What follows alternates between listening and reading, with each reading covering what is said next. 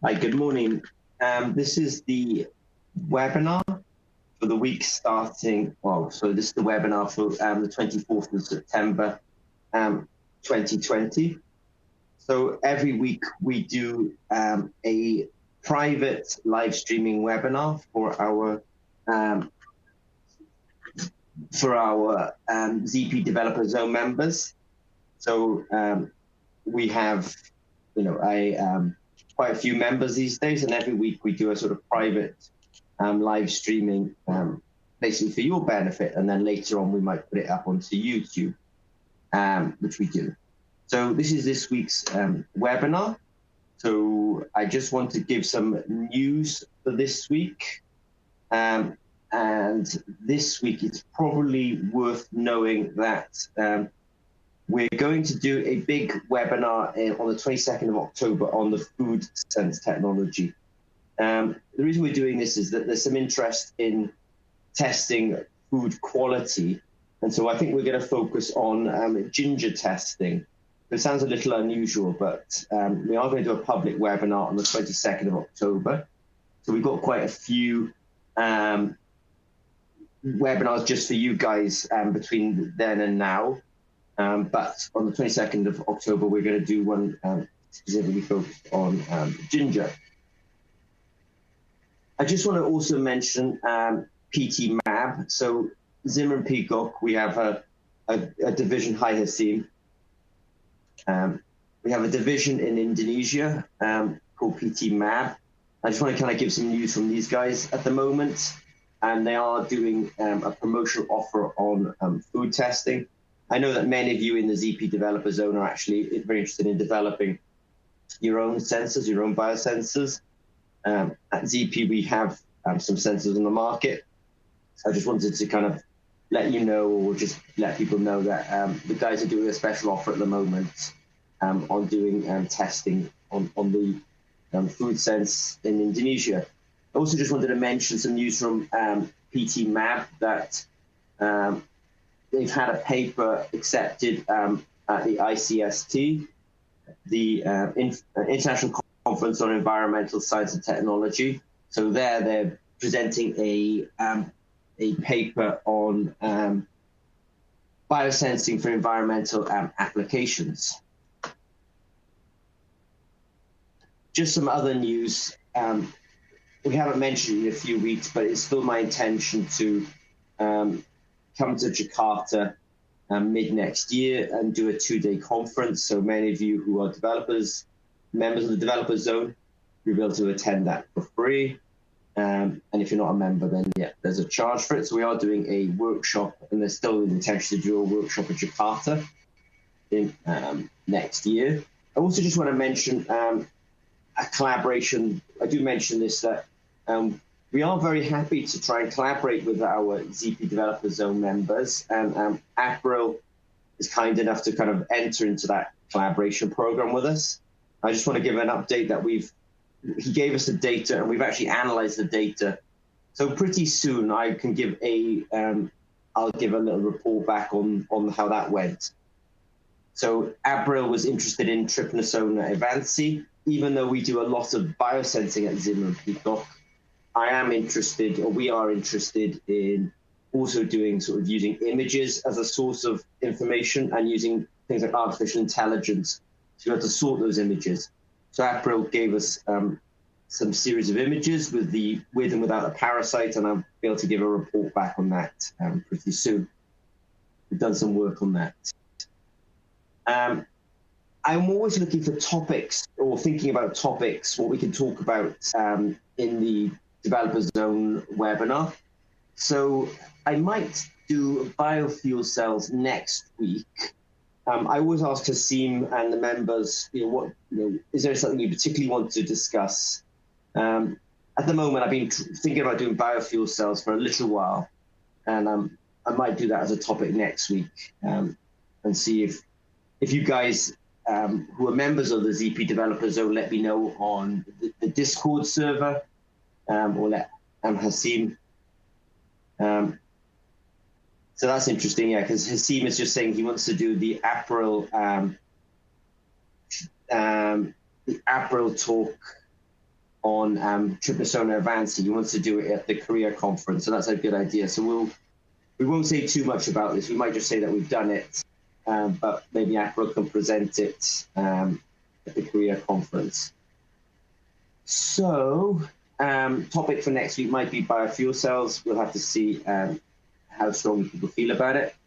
So what we're going to talk about today, I'm going to go a bit quicker now, is now we're getting into the sort of the meat of things, let's say. I want to discuss what is a transducer. I want to discuss what is a sensor in the context of having discussed what a transducer is. I want to talk about what is clinical laboratory testing, so that I can then contrast that with, what is rapid diagnostic testing. And I think when we talk about rapid diagnostic testing, we could also talk about what is point of care testing. And I also want to talk about the future of sensors. Now, last week we did a big webinar on wearables. And so we did talk about one of the futures of biosensing and sensors is wearable sensors. And I know that there's teams in the Philippines who are kind of working on this, and there's obviously teams in the US and Europe. Just about every continent there's a team working on wearables. But this wearables actually fits into a umbrella which is the Internet of Things. And I don't think we've discussed the Internet of Things too much. So today we're going to sort of do some defining or do some definitions, which is what's a transducer, what's a sensor, what's a clinical laboratory testing, what's rapid testing, what is point of care testing, and then the future of sensors in terms of context of Internet of Things. So on this slide, I have kind of two words. I have sensors and transducer. And sensor and transducer are they're very synonymous with each other. Some people sometimes call what I think of as a sensor as a transducer, and vice versa. But the overall arching term is transducer. And a transducer is a device that you have a source of energy, and a transducer converts it into another source of energy. So an example of that would be a microphone. So the source of energy with a microphone is the voice, which is a sound energy, which is basically a pressure wave. So you've got this pressure wave that's picked up by the microphone and becomes an electrical signal. So that's a classic transducer. Now, a sensor is really a subset of a transducer. That a sensor is, it receives a signal, and those signals can be things like, we're very interested in chemical signals. They can be magnetic signals, they can be electrical signals, they can be mechanical signals, they can be radiation signals. But a sensor receives a signal, and in some ways you could argue that that signal is a source of energy, and then it gives a response to that signal. So really, it's transducer and sensor. The overall arching term is transducer, but at the end, say underneath that, there's sensors. And I think under sensor, there's actually then further classification. There's active and passive. So we talk about electrochemical sensors quite a bit. So if I was going to give you an example of an active sensor, then it would be an amperometric glucose sensor. So we'll talk about these amperometric glucose sensors in a bit, a little bit more. This is an example actually I just had on my desk. It's a glucose meter for measuring glucose in the blood. It's active because it needs power or energy in order for it to work. Whereas we have other types of electrochemical sensors, which are described as passive. And that means that they don't need energy to necessarily work. Now, a pH sensor is an example of an ion selective electrode. The method that it uses, the electrochemical method it uses, is potentiometric. I'm just reading Hasim's question at the moment. So the potentiometric sensor doesn't necessarily require energy in order to work. So the ion selective electrodes are, they generate their own voltage. And then I've also put biofuel in the cell, and that can actually generate its own energy. I'm just going to read Hasim's question. Is it possible that transducers convert more than one output in one time? Yeah, that's an interesting question. Is it possible that transducers convert more than one out, maybe give more than one output at one time? Yeah, I mean, it is possible, actually. I mean, there's no reason why transducers couldn't do that. I mean, if I was to expand upon that comment, for example, you can have a microphone. It can be, you can have an output that's both an electrical signal, but you could also have an output that was sort of transmitted as an electromagnetic wave.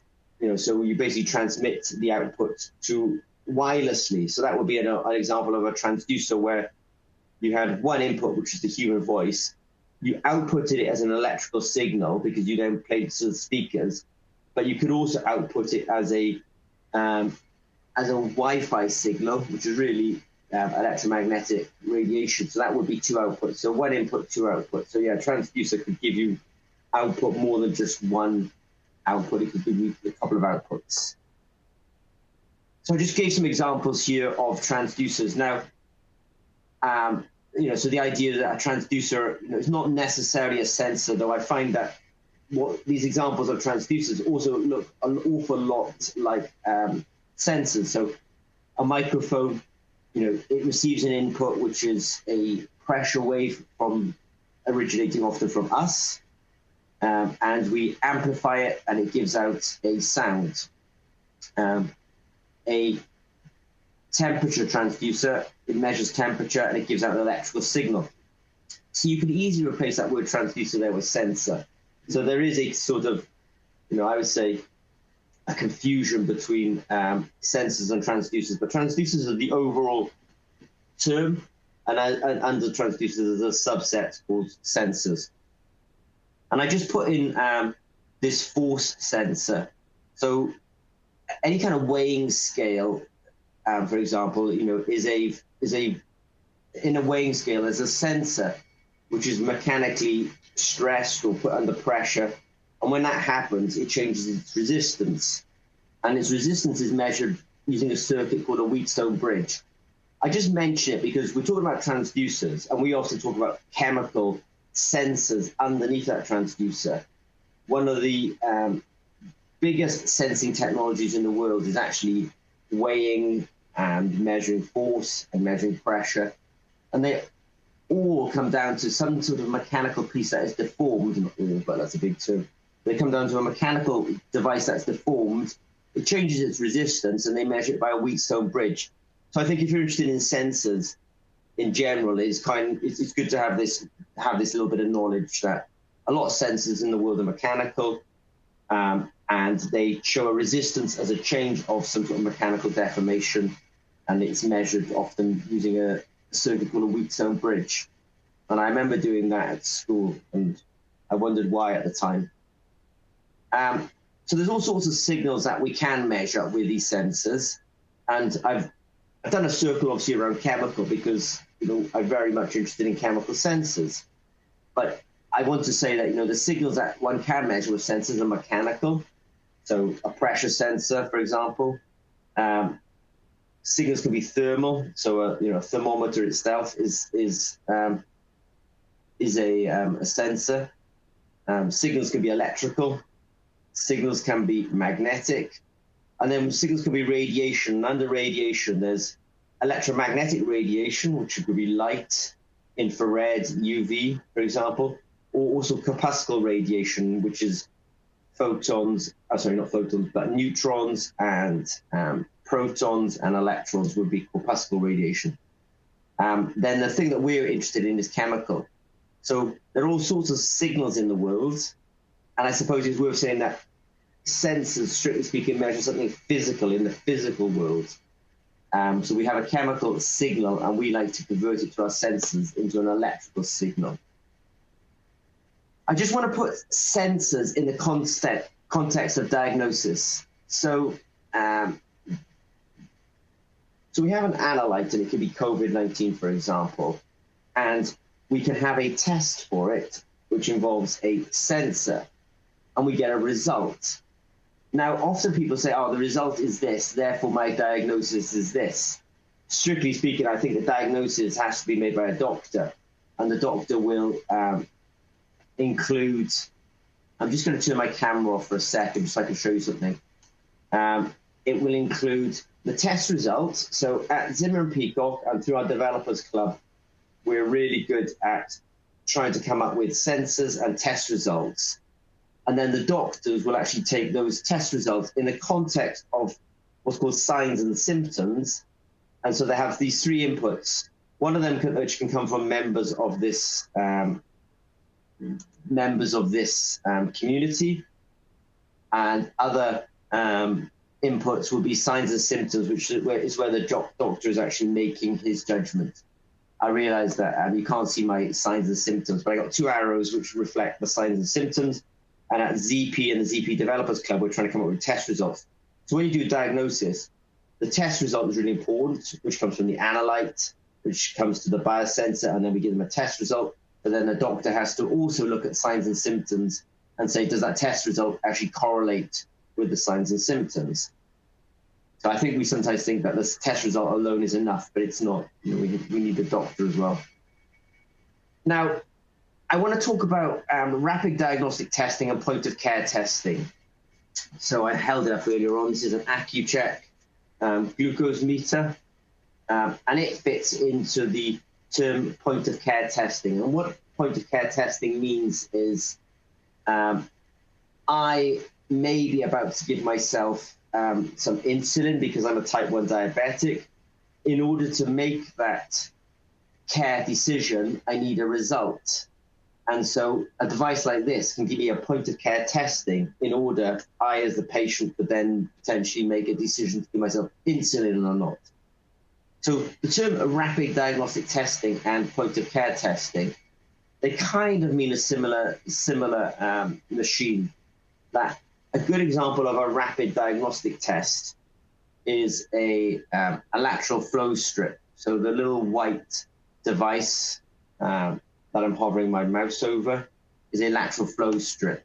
So it is a rapid diagnostic test. You put a drop of blood on there, or urine, depending on what sample you need, and you get a color change, and that's a rapid diagnostic test.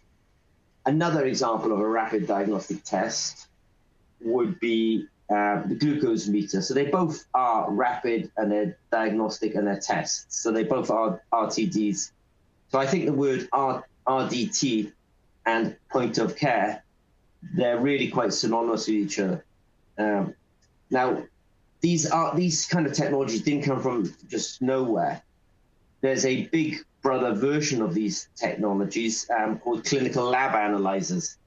So if you go to a centralized hospital where they collect all the blood samples from all the, basically from the surrounding doctors, maybe you go to the doctor, you go to the nurse, he takes a sample of blood and he sends it off for testing.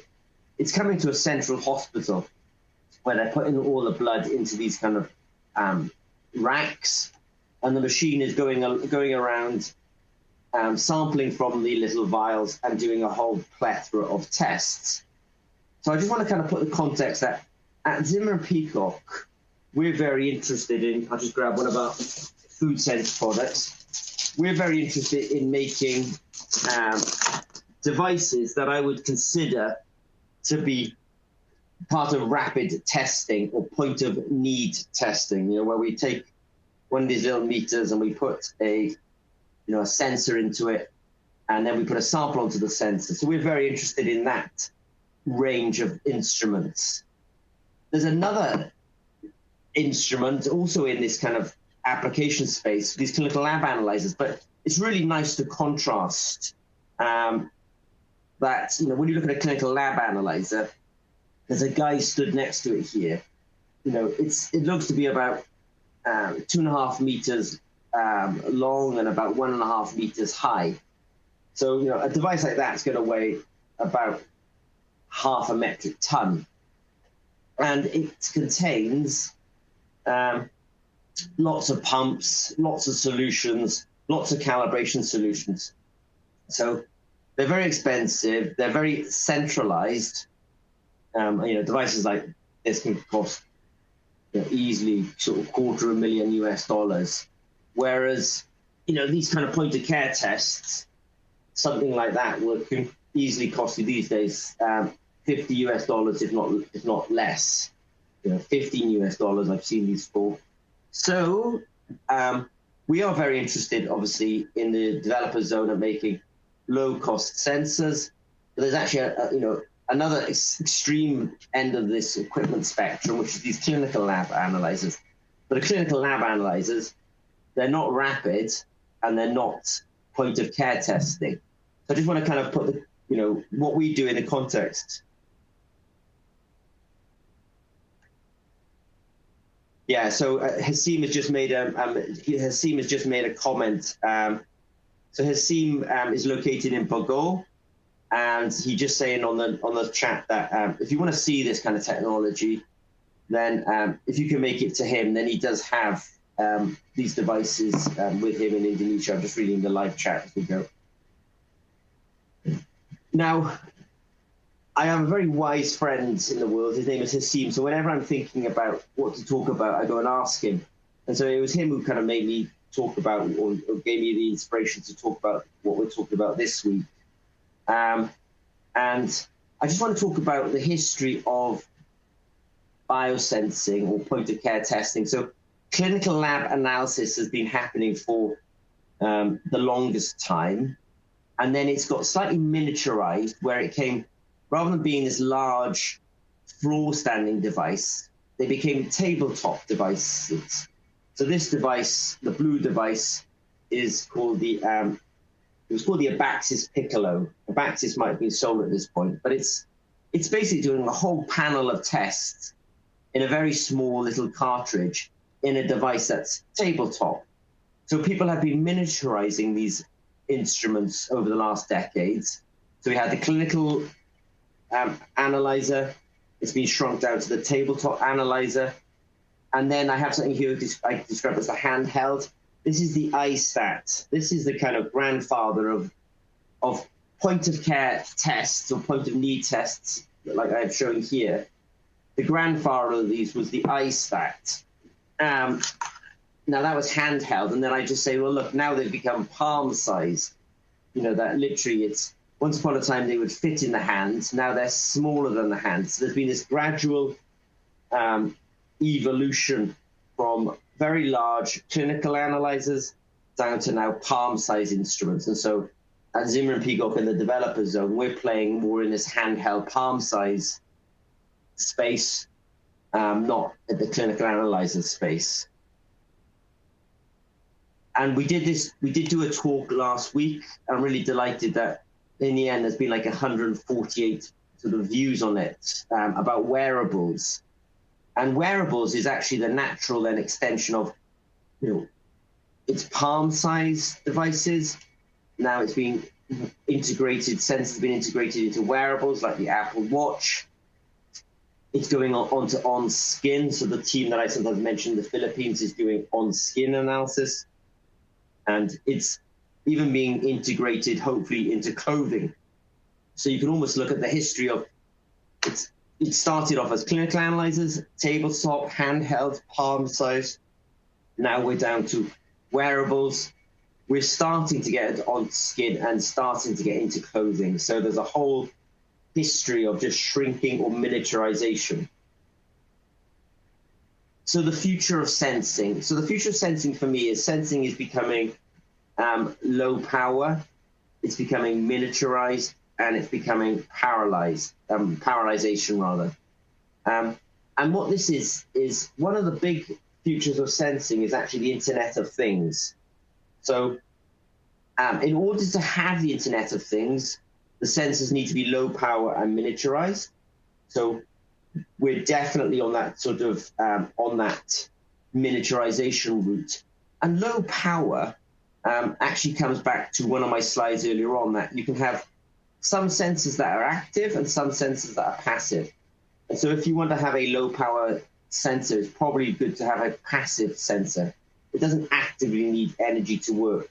It might need energy to transmit the data or to display the data, but it doesn't need power to actually work. So let's go back to that slide again. I just saw, so the guys are quite interested in the food sector, which is cool. So there's definitely a direction that everything is being miniaturized, and there's definitely a direction that we're trying to go in low power. And if we can do that, then we can really unlock the Internet of Things. And with the Internet of Things, you know, the idea is that every object has a sensor embedded on it, but in order to do that, it needs to be small, it needs to be low power. So the Internet of Things is the idea that many devices in our environment will be connected to the internet and probably have sensors in them. So, you know, the Internet of Things involves my smartphone is obviously part of the Internet of Things. My watch is part of the Internet of Things. You know, if ZP and our developers can start putting sensors into food production or sensors onto the skin, then that's playing into the Internet of Things. But when you look at the Internet of Things, people are very interested in optical sensors and movement sensors and temperature sensors and humidity sensors and acoustic. I'll actually just get you an example of a humidity and temperature sensor. This is an example of a temperature and humidity sensor. I just happen to have one in my office. The sensor itself is a little dot here. That is the sensor itself. This is probably one of the most common sensors out there at the moment. You see a lot of people discussing, unfortunately, COVID-19 and talking about air quality and the air quality in rooms. And they're probably all using sensors like this to be able to measure the temperature and humidity in a room. Because the temperature and humidity in a room could tell you something about the room occupancy and tell you something about, you know, is that room got a lot of occupants? Is therefore a bigger risk of COVID-19 transformation? But this kind of technology is quite ubiquitous. You can get it quite easily. So I just want to say that in the Internet of Things, there's some sensors that are easily available: humidity, acoustic, flow, load sensors, which is like weighing things. Those are all very available, but actually there's missing sensors. And that's why the ZP developer zone is so important, because the missing sensors are the chemical sensors. And so, in chemical sensors, there are gas sensors for carbon monoxide and carbon dioxide, but there are not sensors for aflatoxins, are not, something that we've discussed, for example, which would be a really important sensor to kind of make. So Sarif is interested in, I'm just watching the chats on YouTube, so I can see that him and Seema are going to meet up and take a look at the food sense. So if you're interested in the food sense, and for example, if you are in Indonesia or in the UK or in Norway, and we do have these devices, you are welcome to have a look at them. All right, I realize I've only got about 2 minutes left. So I'll just finish up now and say, so a transducer is really a device that just converts energy from one form to another. And that really sounds like a sensor, but I suppose a sensor is a bit more specific, that it takes a signal and turns it into an output that we can kind of read. A clinical analytical testing is often on very big machines that sit on the floor, and they can cost you $250,000. And there's been an evolution now from those clinical analytical testing devices to rapid diagnostic testing, which are lateral flow devices, a very good example. Or the other very good example are these glucose meters with glucose strips for measuring diabetics. I think the future of sensing is wearables, and we have discussed that. We did a whole webinar on it. But it's also the Internet of Things, where there will be a lot of sensors in our environment. So that's an example of the temperature and humidity sensor that could be in our environment, measuring the temperature and humidity of the air. But then there'll need to be a whole plethora of chemical sensors, and ZP and our developer zone, I think that's what we're particularly interested in. So Internet of Things, it's very important to do miniaturization, low power, and then parallelization, which is how to have lots of sensors in the environment, continuously monitoring. So it's 8:30 in London time now. So I want to thank you guys. As Hasim says, I'm going to put this video up onto YouTube. I'll send the notes out on the Discord server. So I appreciate it. Thank you, Sarif, and thank you, Hasim. Nice to see you guys this morning, and speak to you next week. All right, cool. Take care. Thanks very much.